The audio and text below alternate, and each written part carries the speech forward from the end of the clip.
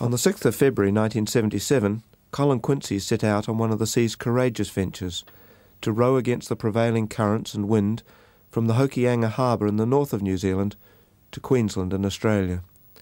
It was an arduous and lonely journey, storms often losing him miles of hard-earned progress.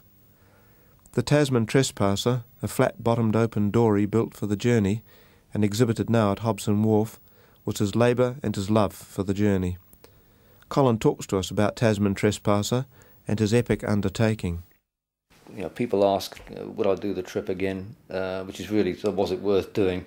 Yeah, and there was 3 occasions, and any one of them, it was as a one-off, as you say, euphoric situation. One was on day 10, which was probably the one I remember best, when for some reason everything came together in terms of the weather, what I felt. I was making good progress, I was feeling fit. There was a very good sea running, waves were breaking, the sea was going the right way, and sun was out, there was birds flying around, there was fish jumping, the whole scenario was brilliant. So I decided I'd try and surf the boat, which I'd never done before, and was able to achieve that.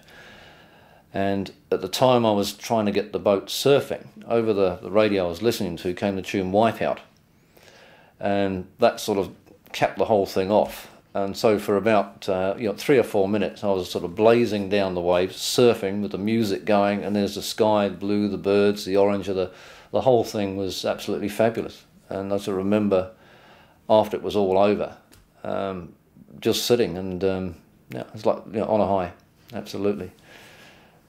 Different sort of high was an occasion when I met an orca, a killer whale, and that situation arose on a very dank, quiet morning. The sea was relatively calm.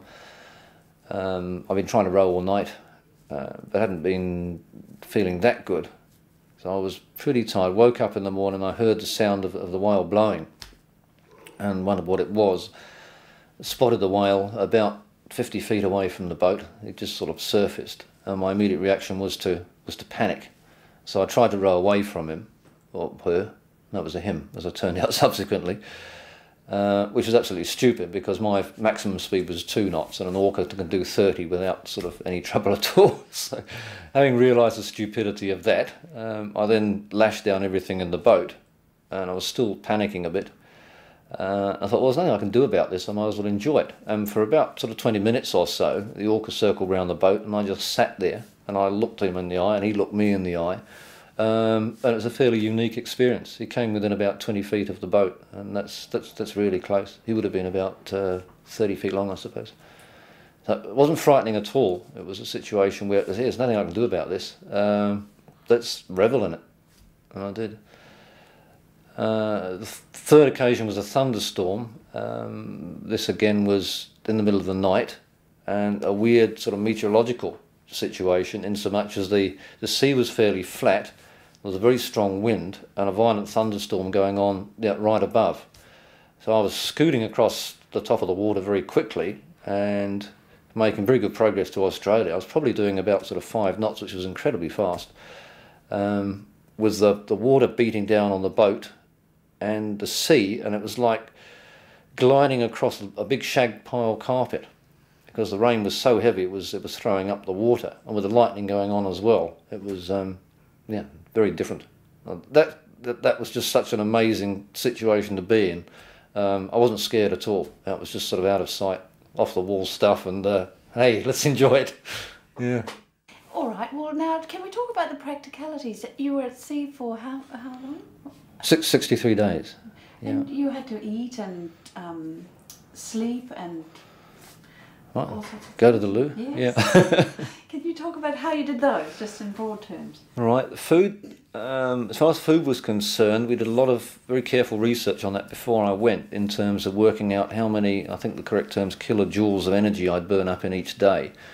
And that worked out at about 6,000, which is an awful lot of food. And then we had to pick food which was compact but provided that amount of energy.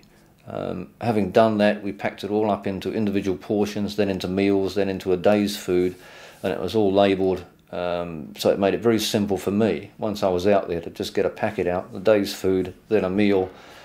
I cooked it all together in a pressure cooker, which was mounted in an old paint tin with a gas stove underneath.